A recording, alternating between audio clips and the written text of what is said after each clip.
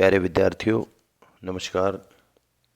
आज हम अज्ञे जी की नारी से संबंधित जो दृष्टि है, जो विचार हैं, उनको आज के इस व्याख्यान में समेटने की कोशिश करेंगे। सच्चिदानंद हीरानंद वात्स्यायन अज्ञे आधुनिक हिंदी साहित्य के बहुत ही विलक्षण व्यक्तित्व के धनी और बहुत बड़े वो रचनाकार हैं। उनका अवतरण ऐसे समय में हुआ जब हमारे देश में आज़ादी का आंदोलन चल रहा था। एक बहुत ही प्रतिभावान छात्र होते हुए भी उतनी ही ज़्यादा अंदर संवेदनशीलता रखी और हिंदी, संस्कृत, अंग्रेजी, विज्ञान आदि विषयों का बहुत गहन अध्ययन किया और उसके बाद पत्रकारिता के क्षेत्र में आए। उसके बाद लेखन कार्य करने लगे। आगे चलकर वो कहानीकार, नाटककार, आलोचना, कवि तो मूल रूप से थे ही। उपन्यासकार के रूप में शेखर एक जीवनी, नदी के द्वीप, अपने अपने अजनबी, ऐसे उपन्यास जो बहुत अधिक चर्चित रहे। कविता को नया रूप देने वाले एक अलग ही तरह का, नई परंपरा का उन्होंने सूत्रपात किया और तार सप्तक का संपादन करते हुए प्रयोगवादी काव्य की उन्होंने शुरुआत की। वो स्वयं एक प्रयोगशील कवि थे। उनमें संवेदनाओं के साथ साथ बौद्धिकता बहुत अधिक। उस समय भारतीय नारी की स्थिति कोई बहुत अच्छी नहीं थी। तो आज हम इस व्याख्यान में नारी से संबंधित उनका क्या दृष्टिकोण रहा, वो क्या सोचते हैं, उस पर हम ध्यान केंद्रित करेंगे। नारी को सृष्टि की आदि शक्ति रूप में माना गया है भारत में, भारतीय दृष्टिकोण में। और हम जानते हैं सृष्टि के मूल में नारी की जो महत्ता है वो सर्वव्याप्त है। प्रेम की भावना मानव की स्वाभाविक और सहज प्रवृत्ति होती है, जिससे अनेक संबंधों का जन्म होता है, जैसे माता पिता का संबंध, माता शिशु का संबंध, भाई बहन का संबंध। लेकिन यदि हम ध्यान लगाकर देखें तो इन संबंधों का जो केंद्र बिंदु है वो एक नारी है। और नारी के बिना इस जगत की रचना संभव नहीं है। हिंदी काव्य में नारी से संबंधित अलग अलग समय पर अलग अलग कवियों ने लिखा है। भक्ति काल में तुलसी ने सीता को पतिव्रता नारी के रूप में पूज्य माना। सूरदास ने राधा को आदर्श प्रेम के रूप में स्थापित किया। और आगे चलकर रीतिकाल की जो नारी है वो पुरुष के लिए एक विलास का आलंबन बन गई। आधुनिक काल में आते आते नारी का जो रूप है वो परिवर्तित हुआ। अब नारी जो है वो नायिका के स्थान पर माँ, बहन, पुत्री आदि रूपों में प्रतिष्ठित हुई। और ये सब कुछ अचानक नहीं हुआ, अज्ञे जैसे कवियों की प्रतिष्ठा करने से ऐसा हुआ। इसमें कोई दो राय नहीं कि नारी में सौंदर्य का आकर्षण है और सदा से ही पुरुष का नारी सौंदर्य के प्रति सदा से आकर्षण रहा है। स्वयं तुलसीदास ने अपने काव्य के माध्यम से किस तरह से लिखा है कि स्वयं तीनों लोकों के जो स्वामी हैं राम, वो भी सीता के सौंदर्य पर मुग्ध हैं। छायावादी कवि जयशंकर प्रसाद ने भी उनकी कामायनी में देखिए, वो श्रद्धा को जब देखता है मनु, तो मनु की स्थिति भी कैसी होती है, वो कैसे खो जाता है। नारी सौंदर्य के प्रति प्रभु राम से लेकर एक साधारण मनुष्य तक हर कोई प्रभावित है। और इतिहास में इस बात का प्रमाण है कि स्त्री और उसके सौंदर्य को लेकर बहुत सारे युद्ध भी हुए हैं। मूलतः इस सौंदर्य में प्रेम की भावना पनपती है। बिना प्रेम के सौंदर्य के प्रति आकर्षण केवल एक आसक्ति होती है। अब हम पुरुष और नारी दोनों को यहाँ पर जोड़ते हुए जब देखते हैं तो पुरुष स्त्री में केवल रूप देखता है, उसे नारी के हृदय का भान नहीं है। पुरुष को लगता है कि नारी को अपने रूप का दर्प भी है और उसकी पौरुषता को चोट लगती है। वे केवल नारी के प्रति आकर्षित नहीं है, वरन उसमें पुरुषत्व का अहंकार भी है। इसलिए अलग अलग रूपों में अलग अलग कवियों ने इन बातों को लिखा है। अज्ञे की जो दृष्टि है वो आधुनिक है। वे नर नारी के संबंध को छायावादियों के समान कल्पना लोक में स्थापित नहीं करते, बल्कि वो क्या करते हैं कि नारी के प्रति अज्ञे की जो यथार्थ दृष्टि है वो उन्हें छायावादी कवियों से बिल्कुल अलग कर देती है।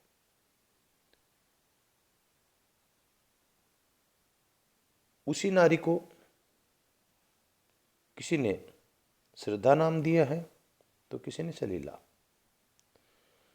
पर कवि अज्ञे के लिए नारी केवल वही है जो एक नर नारी के विषय में सोचता है। अज्ञे का जो नारी प्रेम है वह अलौकिक नहीं है बल्कि लौकिक है। वे नारी पुरुष के जीवन को बुनियादी आवश्यकताओं की भांति प्रेम भी जरूरी मानते हैं। ये जो प्रेम है वही नारी और पुरुष के संबंधों का आधार है। वास्तव में स्त्री और पुरुष में एक दूसरे का आकर्षण होता है, जिससे वे दोनों एक दूसरे के प्रति आकर्षित होते हैं। स्त्री पुरुष के पारस्परिक संबंध के विषय में अज्ञे का मत है। वे लिखते हैं कि पुरुष और स्त्री की परस्पर अवस्थिति एक कर्षण की अवस्था है। वह शक्ति आकर्षण का रूप ले अथवा विकर्षण का, अथवा आकर्षण का और विकर्षण की विभिन्न प्रवृत्तियों के संतुलन द्वारा एक ऐसी अवस्था प्राप्त कर ले जिसमें बाह्य रूप से कोई गति प्रेरणा नहीं है। नारी और पुरुष एक दूसरे के आकर्षण में बंधे होते हैं। वह समाज के बंधनों में रहकर अपने प्रेम की अभिव्यक्ति नहीं करना चाहता, वह मुक्त प्रेम की कामना करता है। यहाँ कवि नारी पुरुष के प्रेम को भी प्रकृति की विराटता एवं सीमाहीन विस्तार का संदर्भ देता है। कवि के विचारों में स्त्री पुरुष के संबंधों में आधुनिक भावबोध दिखाई देता है। अज्ञे की आगे की रचनाओं में नारी का जो शारीरिक सौंदर्य है, उसकी जो रूप सज्जा है, वो आधुनिक रूप में देखा जा सकता है। उनकी कविता नक्शिक में नारी के आंगिक सौंदर्य की चेतना देखिए। तुम्हारी देह मुझको कनक चंपे की कली है, दूर ही से स्मरण में भी गंध देती है। तुम्हारे नैन पहले भोर की दो ओस की बूंदें हैं, अछूती ज्योतिर्मय भीतर द्रवित। तुम्हारे होंठ पर दहकते दाड़िम पुहुप को मूक ताकता रह सकूं मैं, सह सकूं मैं। कवि ने नारी सौंदर्य को उपमानों से रूपायित किया है। नारी के शरीर सौष्ठव की सुंदर उपमा कवि अज्ञे ने की है।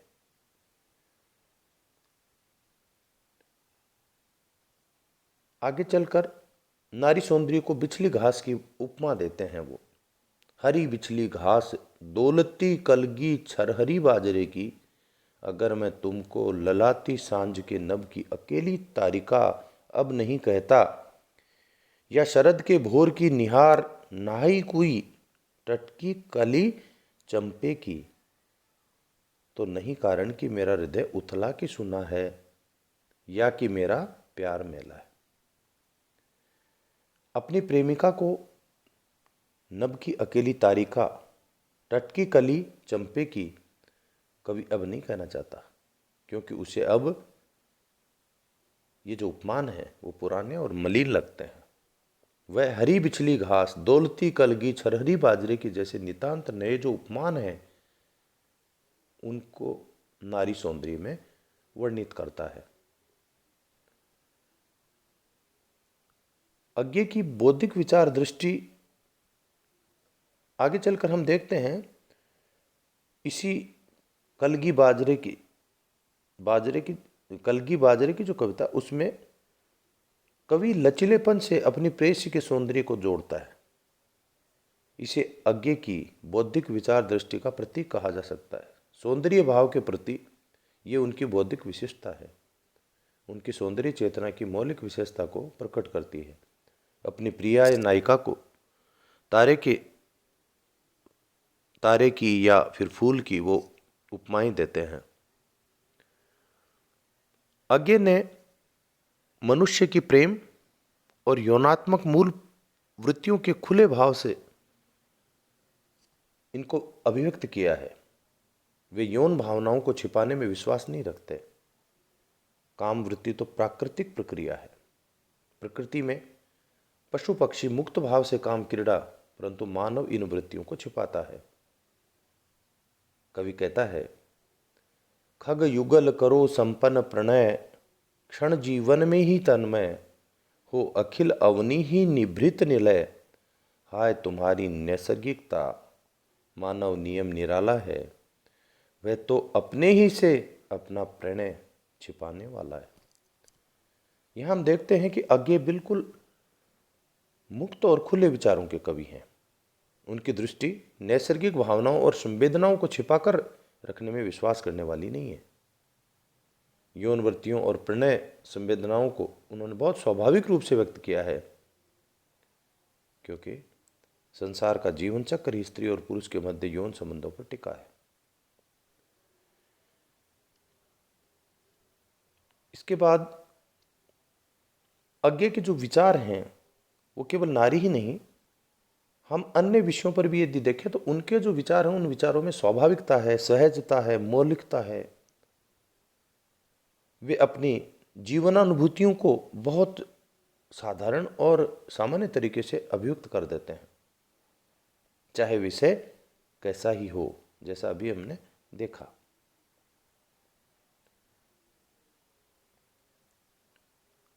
अज्ञे की जो कविताएं हैं वो इस तरह की कविता हैं, इसलिए वे स्त्री पुरुष के संबंधों को आधुनिक रूप में देखते हैं।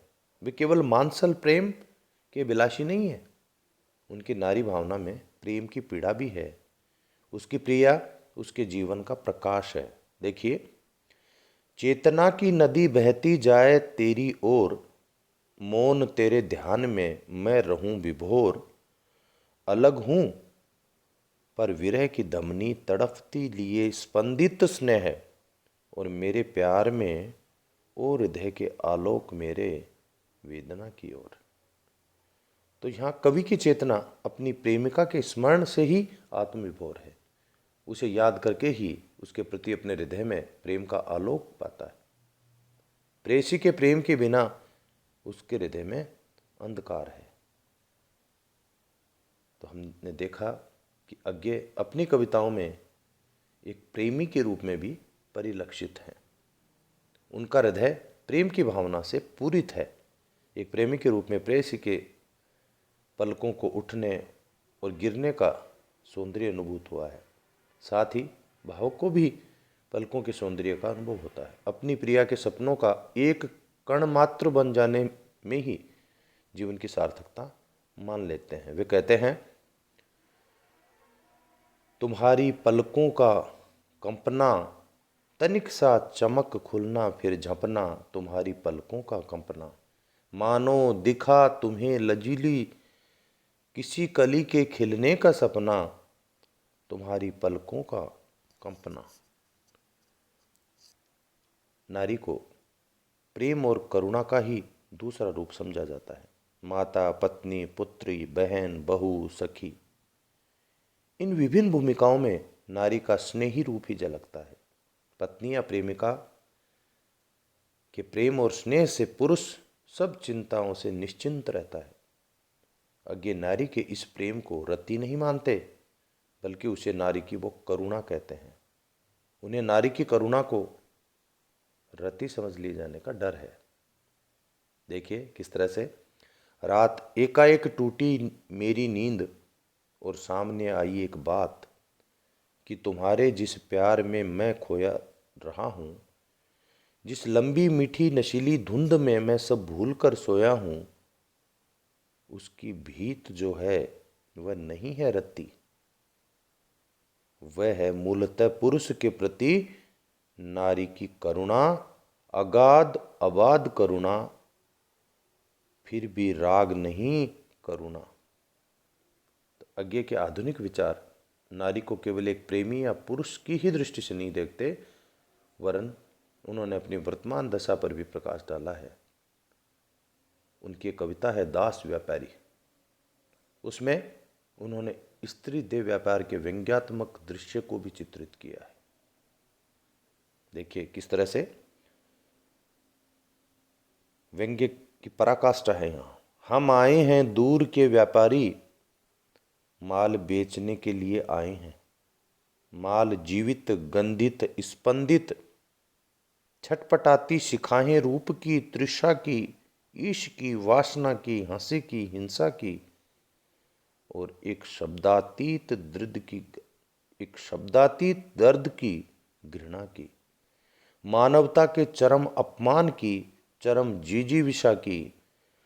माल किन्हीं की माताएं, बहुएं, बेटियां, बहनें, किन्हीं पीछे छूट गयों की, लूट गयों की, जो बिकेंगी क्योंकि बेची जाने को तो लाई गई हैं। यहाँ की होकर रहने, यही सहने अपना हो जाता है। किन्हीं और माताएं, बहुएं, बेटियां, बहनें, जो रोंदी गई, जो रोंदी जाएंगी, और यूं मरेंगी नहीं, टिकेंगी। तो हमने देखा कि आगे की जो कविता है, इस कविता में नारी के देह व्यापार को बहुत बड़ी यथार्थता के साथ प्रस्तुत किया है, क्योंकि प्राचीन काल में भी स्त्री को भोग विलासिता का साधन समझा गया। राजा महाराजाओं के लिए तो वे राज दरबार की शोभा थी। स्त्री की ये दशा आज भी वर्तमान है, मौजूद है। आधुनिकता के इस युग में नारियां देह व्यापार के लिए खरीदी और बेची जाती हैं। इसके अलावा हम आए दिन नारी के बलात्कार के बारे में दुर्भाग्य से समाचार पत्रों में सब कुछ पढ़ते हैं, सुनते हैं। कुल मिलाकर हम कह सकते हैं कि आगे समाज में नारी का स्वतंत्र अस्तित्व चाहते हैं, क्योंकि इसीलिए उन्होंने इन विषयों को, अपने विचारों को खोलकर प्रस्तुत किया है, उन समस्याओं को सामने रखा है, जिससे नारी के प्रति उनकी जो दृष्टि है वो सार्वजनिक हो सके। धन्यवाद।